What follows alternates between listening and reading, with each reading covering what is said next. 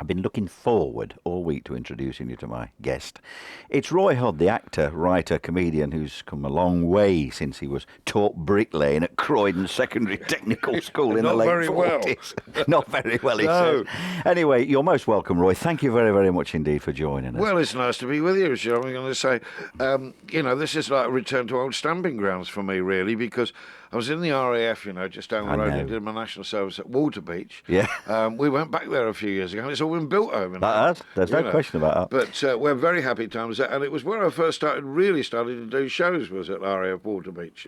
Yeah. And I played we had a load of guys. We were trying to put a show on at one time there, and I saw all these guys. One had a trumpet, one had a trombone, and all this stuff, and they had a trad band, And I said, "Oh God, we'll get you in the show. We need a band." So they said, "We haven't got a banjo player."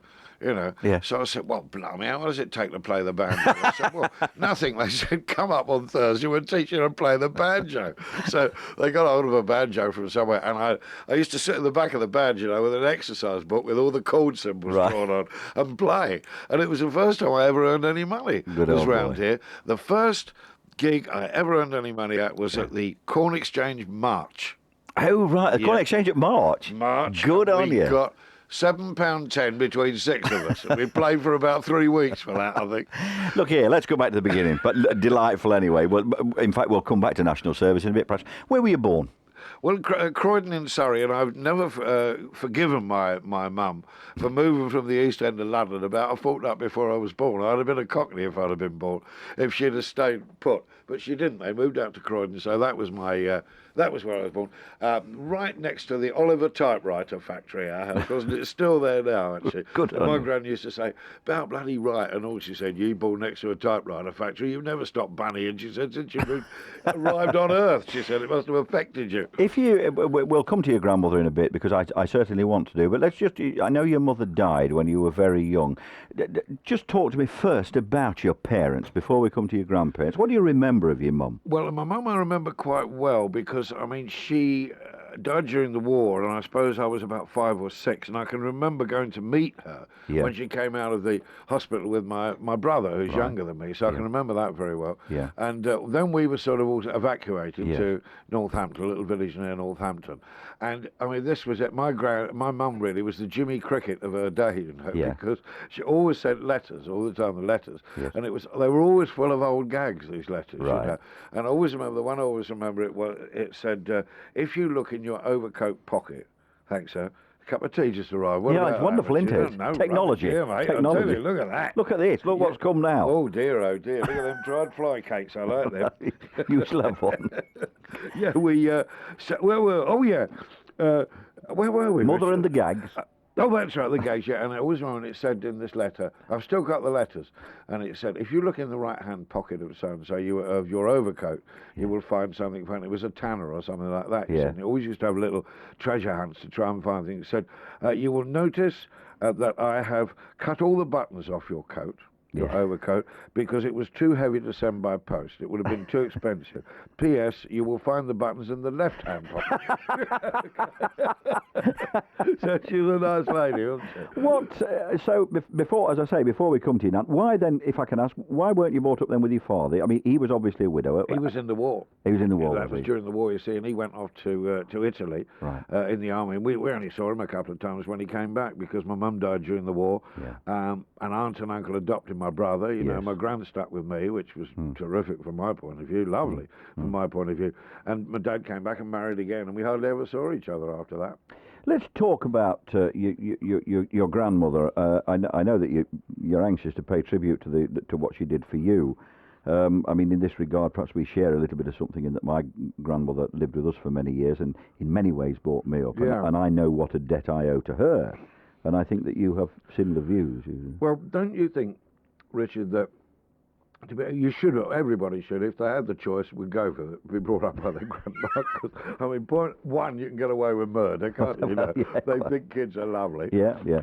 I don't think it's what you mentioned earlier, just before we came on the air, and I think it's right. There's no competition between a grandparent and a grandchild. That's right. Oddly enough, if you've got with your mum and dad, there's competition if you're a bloke with your dad. There is, because you and your mum, and you're trying to get your mum's affection all the time, that sort of thing. Yeah. I think that was the thing. There was no competition. I think they've seen it all. My gran brought up 8 kids of her own without any husband or anything like that. He emigrated to Canada, and said, "I'll send for you," and never did. Clinton, I think his name was. But that's another story. Yes, he never sent for her. So she was left with all these kids to bring up. She brought up 7 girls and 1 boy, on no money in those days. And she just went out and did whatever she could. And she'd had all that. She'd had all the dramas and everything. So when all the little dramas that come up to you when you're growing up, you think, is this right? Am I right? I feel embarrassed about this. She could solve all those problems. And once she'd had it 8 times with 8 other kids. So she had a wealth of experience behind her. Point 2, she never really took anything seriously. Right. Which I think, again, is a thing that happens as you get older anyway. You think, what can I do? You're all sort of, when you're a kid and that, you're all sort of left in whatever you think to work out right, and you're going to change the world. As you get older, I think you get more settled and you think, well, I can't change the world, but at least I can laugh at the daft aspects of it, which is what she did. Indeed, yeah. And I know that you also go on to make the point that you are a fairly great debt with regard to the way she influenced your future life. I mean, as far as the musical and that was concerned. Yeah, indeed. Well, this was in the days when every town and city had its own theatre, everywhere did. Yeah. And we had the Croydon Empire. We had 3 theatres in Croydon at that time, but the Croydon Empire was a variety theatre. My gran loved that. Yeah. So every Tuesday we used to go to the Croydon Empire. Did you? First house show, which was carnival night. Tuesday night was carnival night. They gave away about 3 balloons and a £1 box of dairy milk chocolate. That was it. And we were up the gods, and I think it was 1 and 6, I think, up in the gods from a gran, and 9 to me, and I think it was even less than that. Yeah. I can't remember. I never paid. I know that. No. But when they used to give this box of chocolates away, and it was hysterical, because the manager used to come on stage and he had a mirror, like a hand mirror, and the orchestra used to play, and he used to put his hand over his eyes and just swing this mirror around, and whoever the reflection landed on, used to get the box of chocolates. Oh, right. So my gran's over the front of the gallery, up here, she used to be shouting, up here. It couldn't reach that far. Never. So I always try, whenever I do pantomime, and I'm throwing the sweets out, I bust a gut to get one up in that gallery, because I think it might be my old gran sitting there. Absolutely. Sitting there with me. You didn't quite make it. That's right. Before we come, and we will come some more to that aspect of your work, you went to Croydon Secondary Technical School. I mean, what did you learn there, if anything? Well, I learned really bugger all, I suppose, because I made the worst mistake I ever made.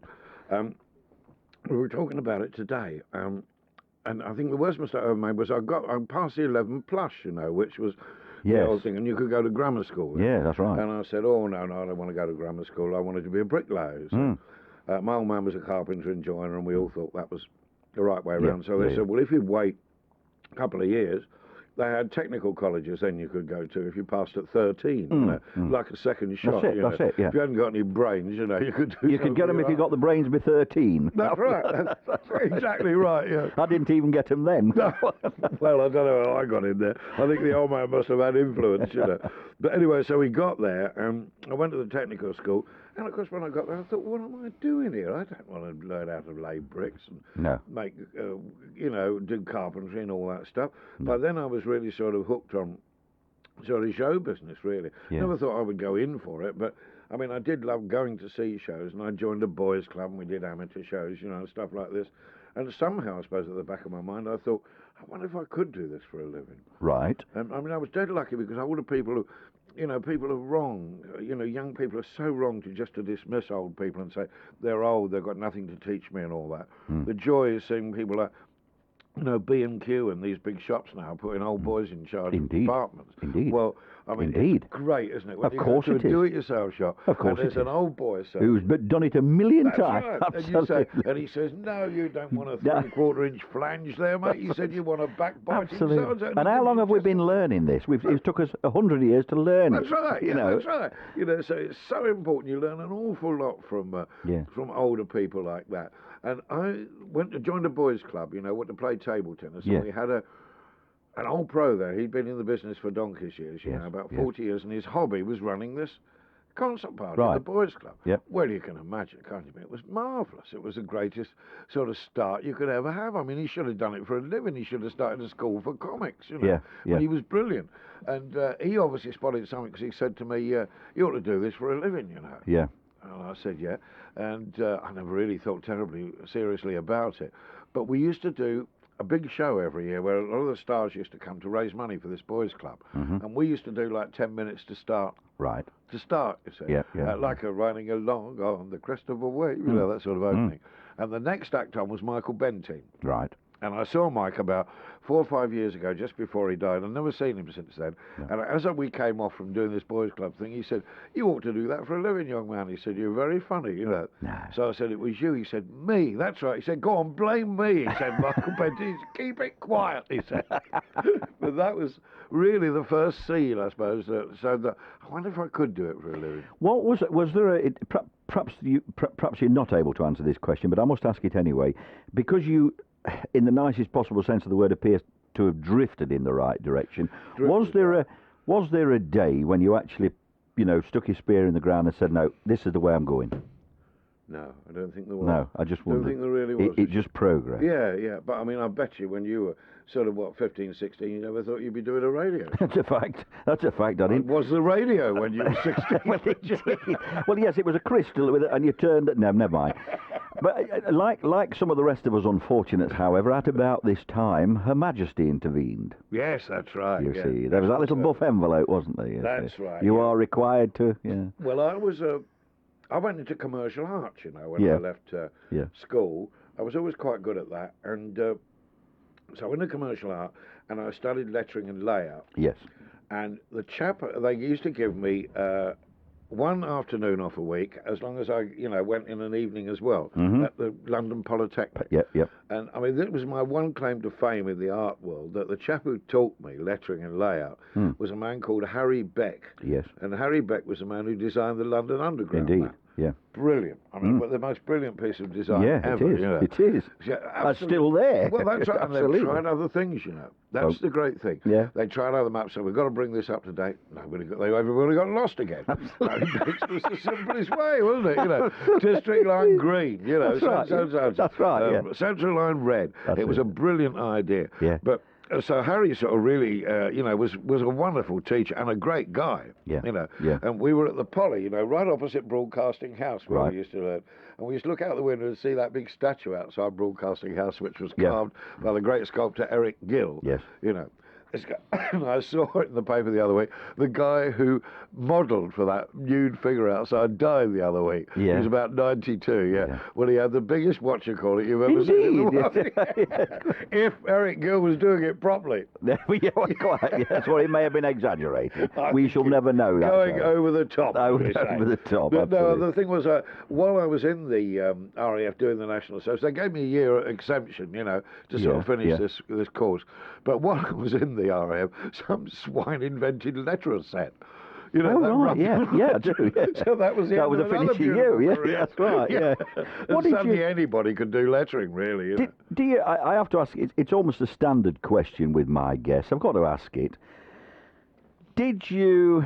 Where's your view of national? Did it do you any good? Did it do you any harm? Was it irrelevant? Did you regard it as an interruption? How did you view national I thought service? it was terrific. I thought it was absolutely terrific, and Right. I thought it when I was doing it as well, which is Right. That means you mean it when you say that. Because, Yeah, it does a bit. Yeah.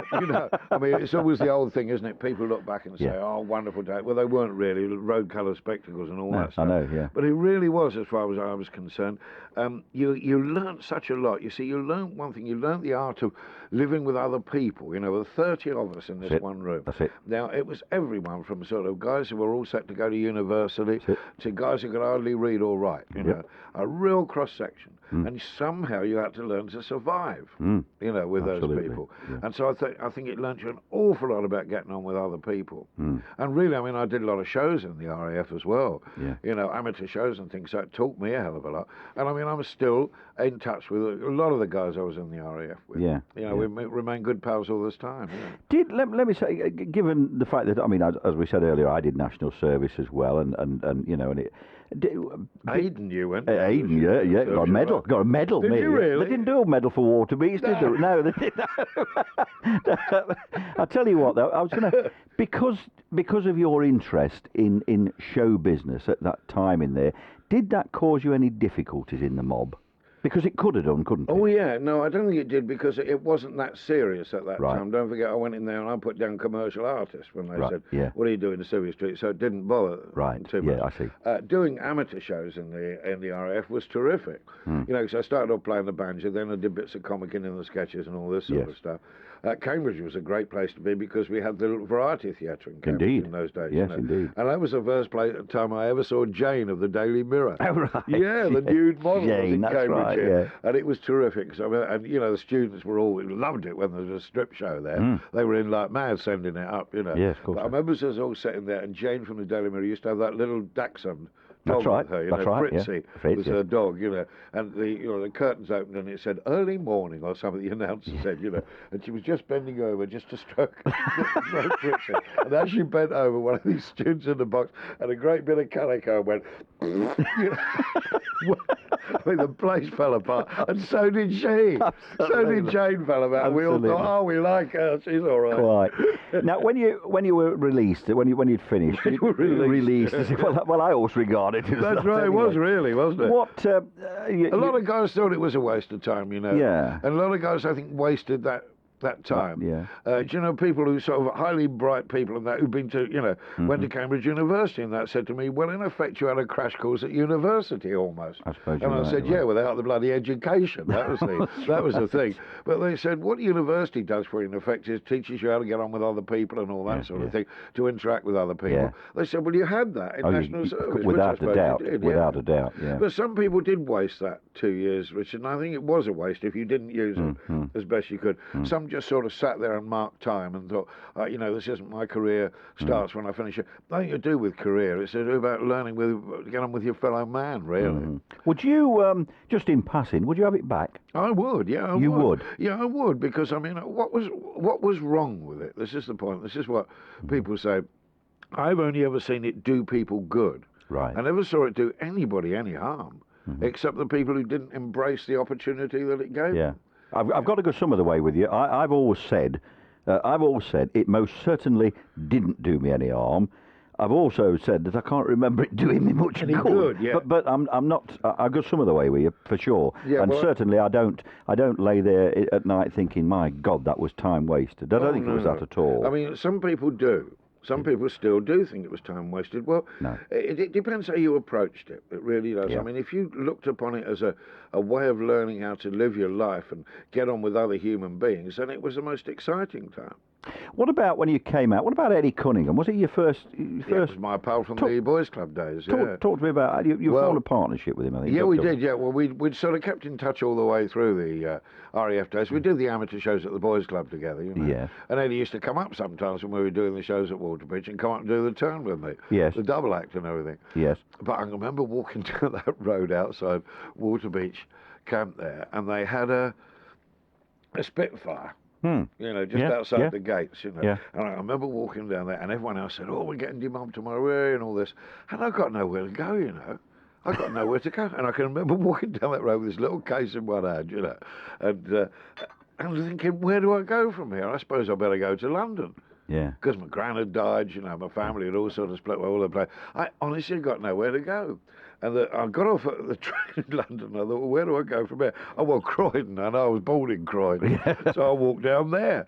So I went down there and I thought, who do I know in Croydon? Well, Eddie. I know Eddie. So I knocked on his door and he said, yeah, come on. And I mean, I lived with him and his family for about 6 or 7 years. My guest this afternoon, as you know by now, Roy Hudd, and delighted to have him here as well. Now, you, in the early stages, you were sort of with a group of entertainers that included such people as Cliff Richard, weren't you? Well, that was almost the first job, you know, coming out of the RAF, oddly enough. And we had a double act, myself and this pal of mine, Eddie, you know, I stayed with him and his family. And there used to be a place called the Nuffield Centre at that time. And the Nuffield Centre was sort of like a cafe, it was like a sort of meeting place just behind St Martin's in the Fields in London. I used to do a show there every Tuesday night. Yeah. Called the Centre Show, and the first one I ever saw there was compared by Benny Hill, believe it or not. You know. Right. And so we eventually got a spot there. Yeah. And this fella came up to us after we'd done the show, and we were sort of buzzing by then because it was an all-service audience there, Right. you know. Yeah. And I'd just coming out of the forces, we knew exactly all the things to say to make them laugh, you know. This bloke came up and said, "How would you like to work for Butlins for the summer, boys?" You know, oh, like not half, you know, proper job, you know, terrific. So we got there, and of course we didn't realise we'd signed the contract as Redcoat Entertainers, not as just entertainers, but Redcoats as well, which meant you not only did you do the act, you did every other thing they could heap on you as well. Right, yeah. But a lot of us there, and one side was Harry Webb, who became Cliff Richard, and Harry Webb and the Drifters, they were called then. Yeah. And the other side was a fellow called Dave O'Mahony, who became Dave Allen. And I think that was about it. But it was a terrific. That was a terrific start. You know, Butlins was a great start for people. For so many, wasn't it? Oh yeah, because you didn't have to be very good as long as you were sort of fairly cheerful and. And you could sweep up. Well, that's right. As long as you could do that and dance with the ugly birds, you know, the Viennese ballroom, you'd cracked it. And so it was a lot of fun. You learnt an awful lot there. Funny enough, people have said to me, like, you know, who've done very well in our business, have said, you know, I learned how to cope with stardom. This fella said to me when I was a redcoat at Butlins. He said, because when you walked about as a redcoat, he said, you were a star. He said, people used to go and ask you for your autographs and everything. He said, I learned how to live the life of a star. Unfortunately, I never became one. But I learned how to do it if I had a bit. In case. Yeah, Absolutely. It was wonderful fun. I thoroughly enjoyed it. I mean, very, very hard work. Don't let anyone kid you. You know, we used to get £5 a week in those days. Board and lodging, of course, free. But, you know, we managed to save money on that £5 and I'm not surprised, because, I mean, you were working all the time. You used to get 1 day off a week, and I was at Clacton. And the 1 day off a week, we used to go into town to the Ocean Review on the pier at Clacton and knock off all the gags and come back and do them in the counter the next night. What about your first big variety date? How did that come about? The first, oddly enough, the very first week's variety I ever did was we'd got the double act together and we'd found an agent, Morris, who's been my agent ever since. Indeed. He came to see the Nuffield Santa show and signed the two of us, you know, as a double act. And the first job we got was at the Met Edgware Road, which was a very famous old music hall. We got there, and it was only because one of the acts were ill. So they put us in at the last minute. And top of the bill, you won't believe it, was Cliff Richard. Cliff was top of the bill. And I mean, he'd suddenly have this record, Move It. Yeah. And, oh, it was all going on. And I remember going in for the band call that morning, and I remember going through the theatre, and I started shouting, I said, "Where is Harry Webb?" Where is Harry Webb? And this door opened and he put his head out. He said, "Shut up, it's Cliff Richard now."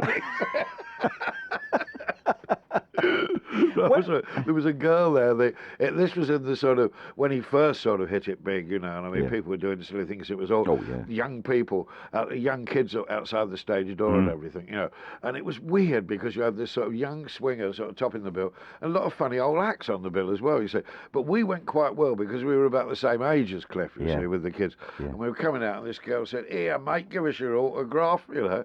So I said, "Oh yeah, fine." I said, "Where's your book?" She said, "Not on me book, on me belly." She said. She pulled up her jumper and she said, "What I do, you see, I get them put on here, then I get them tattooed." Oh, charming. And it was all Vince Eager, Robbie Storm, all these names. I mean, there's this old granny there now, isn't there? All wrinkled belly. All out there, thinking, who's Robbie Storm? Yeah, absolutely. I said, "Where's Cliff?" She said, "Mind your own business." when did you first... Okay, first television.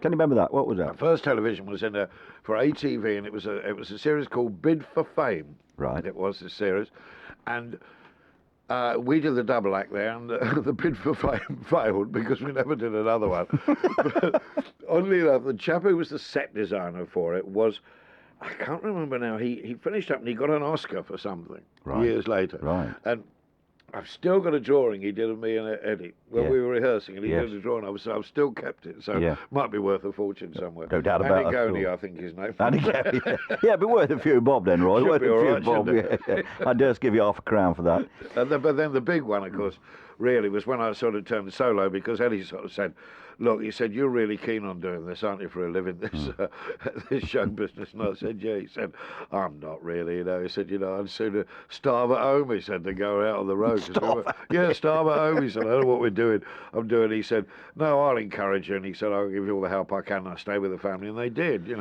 But I went solo. And the first one, of course, was The Good Old Days, Barney Colohan. Wonderful that show. gave everybody such a crack of the whip. Fantastic it was, show. Wasn't it? What beats me, we were only talking before the programme, I mean, talk about outrageous.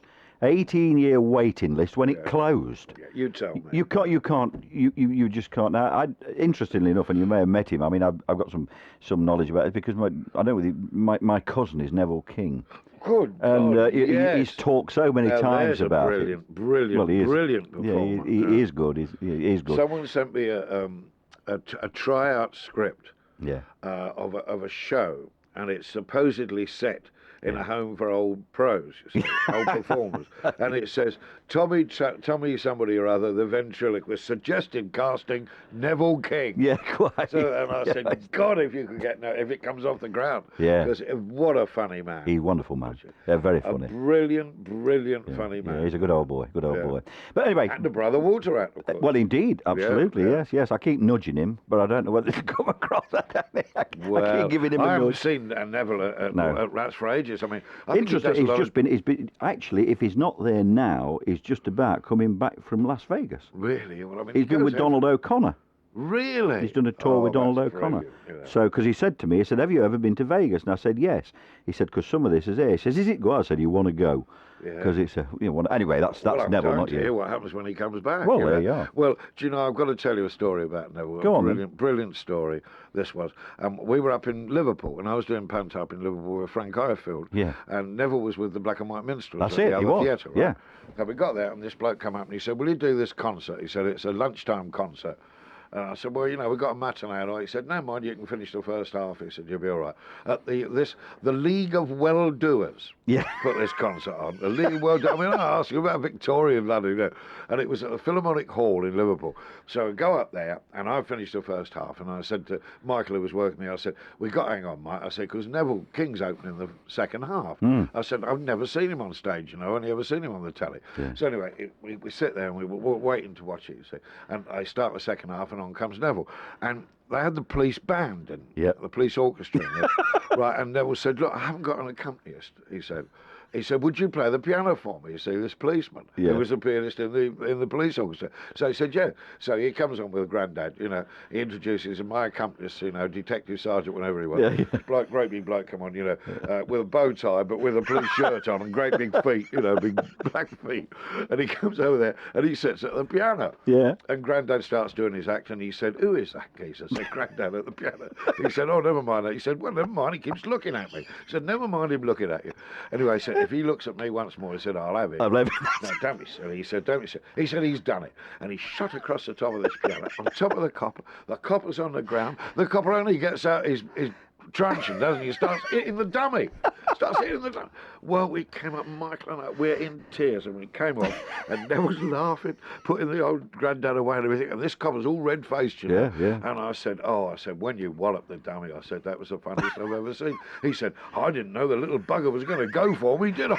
He still didn't believe Neville had anything to do with it. I'll tell you one, not quite as funny as that, but worth telling. I was with Paul Shane some time ago, and he said, has Neville ever told you this? Well, he hadn't, but Paul was saying that he was doing a North Country club, Neville was, one night, and he said it's one of them places where, it's a bit like the Glasgow Empire, and he was, he'd got in there and he got started, and of course the club chairman was sitting right at the back, of all the things to say, you see, and anyway, never got into his act, and he 2 or 3 minutes into his act, and all of a sudden this voice from the back, from the chairman, shouted, just a minute, he said, can you just hang on a minute? He said, Neville, he said, we can't hear you here at the back. He said, bring your dummy a bit nearer the microphone.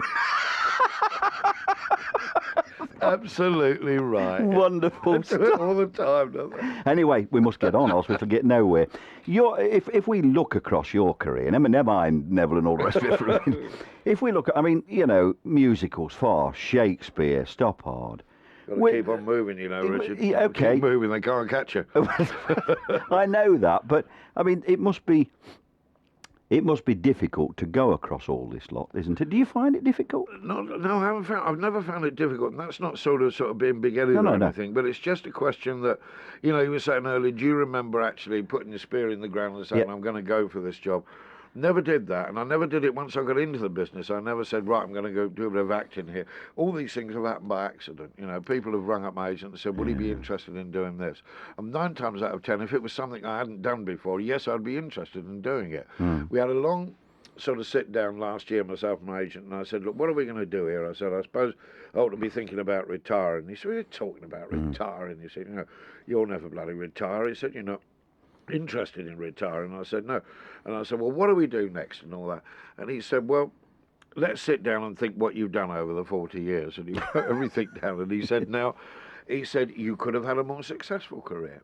He said, "If you'd have stuck what people wanted you to do at the beginning," he said, "you could have been another Ken Doyle or another Tommy Cooper." He said, "But none of these people have had the interesting career that you've had." He said, "And I think you'd have gone balmy." Because people in the early days used to say, "Don't keep going and doing all these plays. Concentrate on the comicking and playing yourself, and you'll be all right."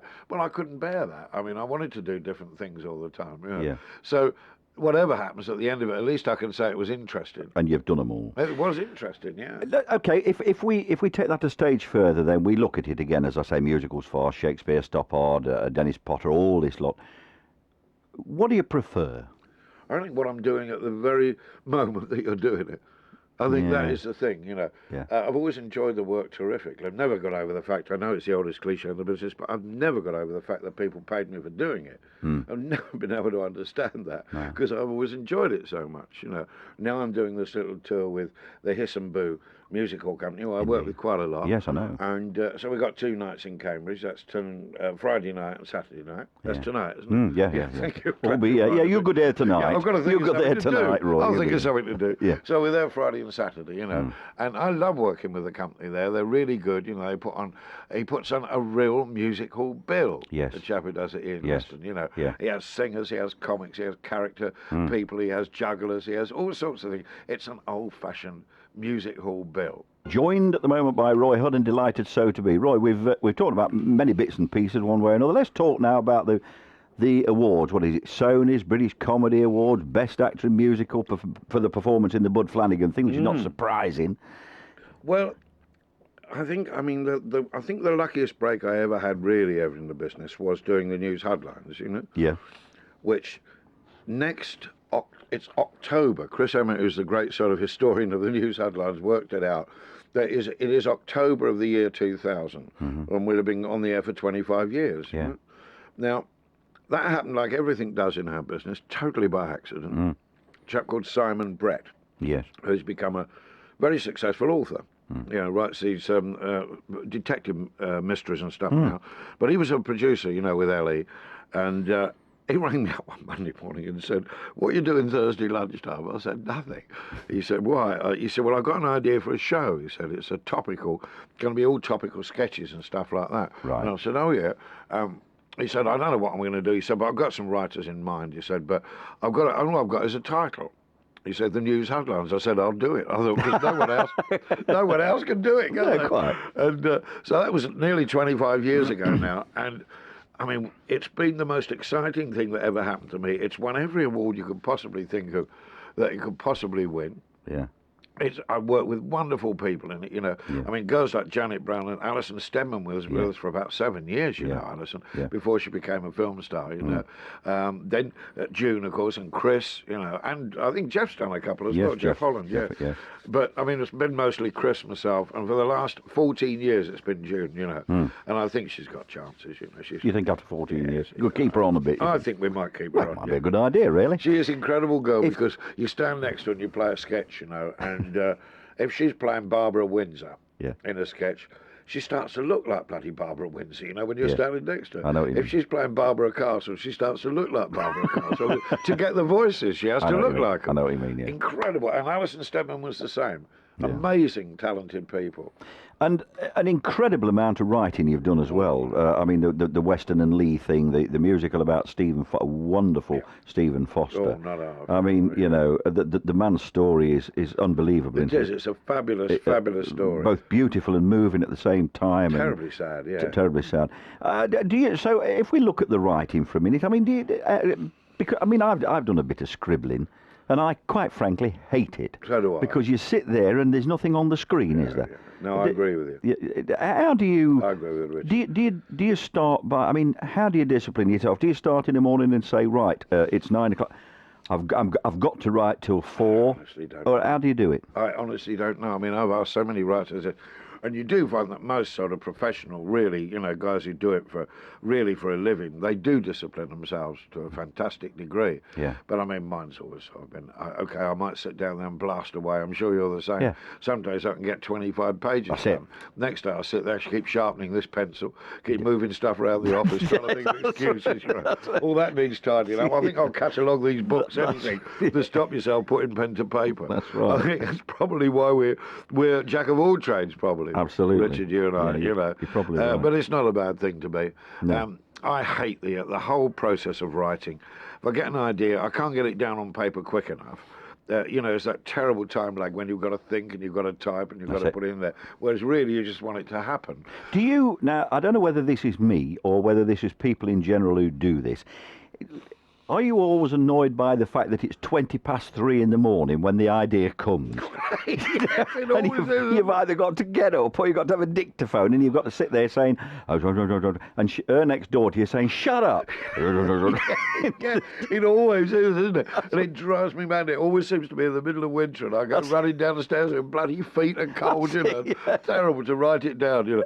Mind you, the thing is I find that nearly every 3:20 thought is disappeared by about 8 o'clock. Well, that's very it. unfunny. That's it. That's why you've got to get it down. down. You've got to get it down. It's usually rotten when you read it in the morning. When it gets daylight, yeah. You lay there at 3:20 thinking, God, that's absolutely brilliant. This is a winner. 9:30 in the morning, you chuck it in the waste paper. That's right. That's absolutely That's right. Yeah. I hate the whole idea of writing because I hate the whole idea, really, of anything that isn't performing. Do you know what I mean? I Richard? do. I love performing. Yes, and, and that is the great joy and the great thrill of it to me. Let me ask you, because I suspect I know the answer to this, but I'm going to ask it anyway. I'm not suggesting you have modelled yourself on anybody, but do you have a particular, want of a better word, hero? Oh, yeah, I mean, certainly my hero from when I was first I can remember, you know, of actually going to see shows right up to now, and that was Max Miller, you know. Yeah. Was absolutely my hero. He was one of my grand's heroes as well, which, I mean, it just shows you the sort of family I come from, that my grand took me to see Max Miller when I was about 6, you know. But she said to me afterwards, she said, well, you didn't know what he was talking about anyway, it didn't matter. She said, what are you talking about? And I always remember this fantastic suit, coloured suits and everything that appealed to me. And of course, I always do a chunk of it in the Hiss and Boo shows. Yes. Always, because people get cross if I don't. What do you think, if we just look at Max for a minute, what do you think it was that both made him so incredibly well liked and famous, and yet at the same time so frowned on? Because the two are so far apart. Well, I think he was loved by people because he dared to do these things. And don't forget, when Max was daring to do things, which when you hear it today, of course, is not daring at all. Not at all. But he did dare to challenge the norm, you know, and people always rather like that. It's why the Goons were so effective when they first came out. It's why I think Monty Python was so effective when it first came out. It dared to be different. To the norm, and Max dared to say these things. And I think that's what made him very popular. Also, don't forget, he had fantastic charm, and I mean, women absolutely adored Max. But blokes liked him too. And John Osborne, you know, wrote The Entertainer. He wrote a marvellous essay about Max Miller, and he said, that is the man who I'd like to have been. He said, in real life. And I think so would I. He said, he was the sort of guy who would walk into a pub, within 10 minutes he'd fixed up with the barmaid, Yeah. He was going to take her home, wasn't he, after it? Yeah. And in the next 10 minutes, he'd told the greatest stories to all the blokes round the bar. Yeah. He was absolutely, and he'd probably sell you a bolt of cloth, you know, as well for a Yeah. suit Yeah. while he was at it. Yeah. He was Mr. Hero to me. Yeah. He was an ordinary bloke. And yeah, I was going to say, and yet his private life, he and his wife was a very sort of a quiet. I mean, you know a good deal more about it than I do. Catherine. Yeah, Yes. Yeah, she wasn't extremely quiet. She became a sort of bit of a religious maniac at Did the she? end. You know, yeah, I think she picked the England football team at one stage. Did she? Oh well, you can't get much worse than that, can you? Really think about it. Yeah, I know. Yeah. When he was a frog, yeah. Yeah. But I knew Catherine quite well at the end because Yes. I wrote a life story of Max for radio and things, and she was terribly prim and proper and all that. Yeah. Quite opposite to what Max would be. Absolutely. So it really was a character he created. You know? He created this character for his audience. He knew what his audience wanted. You know? Yeah. Yeah. But it was Catherine who actually incidentally came up with the name Max Miller as well. Was it? No, Yeah. I didn't know that. She saw it over a shop. Yeah. Somewhere, and she said, "Now that's the sort of snappy name you want. It's a nice alliteration and everything." And that Max does Miller was well. Harry Sargent up till then. Yeah. Let me ask you two final questions if I can, because of course, sadly, we've run out. I'd like to stop here till 9, but we can't. Let me ask you two final questions. First of all, let me ask you to tell me about your new book, the Music Hall Variety Show, the one that's been published in November. Tell me about that. No, well, the one I've got two sort of on the trot. One's sort of been out for quite some time, which was a book about just anecdotes, showbiz anecdotes, funny stories and things like that. But I've done what I call a cavalcade of variety acts, Right. which is 1945 to 1960. Right. And it really is, basically, it's the acts I remember seeing with my gran. Right. You know, and I've found out everything I can about them, you know, when they were born, what their real names are, what they did, got loads of photographs and everything, and I managed to sort of do little pen portraits in it of about 400 acts, you know, and I said that period was really the golden period in variety, was 1945, just after the war, when you still had the G.H. Elliots and the Hetty Kings and people like that still working. Yeah. But it was the biggest change in comedy in this country because you got the guys who'd been in the war, Yes. the Harry Seacombe, Coming back and coming into it and Harry, bringing a whole new style of comedy into it. People talk about Monty Python and the Goons. This was more important than that, really, because it really did change the whole style of it. So I mean, I worked it out, and people write to me, you know, who read the book and said, "Oh, you didn't put so and so in." I said, "Well, I've worked it out. There were over 10,000 acts working in that period. Yeah. You know, you need a trust to pick up the bloody book, you know."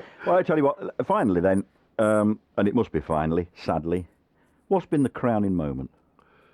No. I should say no, that's terrible. No, You do me a great service. I'm not that much of a bullshit. I hope the management are listening to this. Are you listening up there? I think Let me just ask you that question again in case I missed it. I think now has been the most exciting time in my life in show business. Well, that's wonderful, Roy. Roy, it's a delight. Thank you very much indeed for your time. Cheers, Rick. Bless you. Bye-bye. Bye-bye.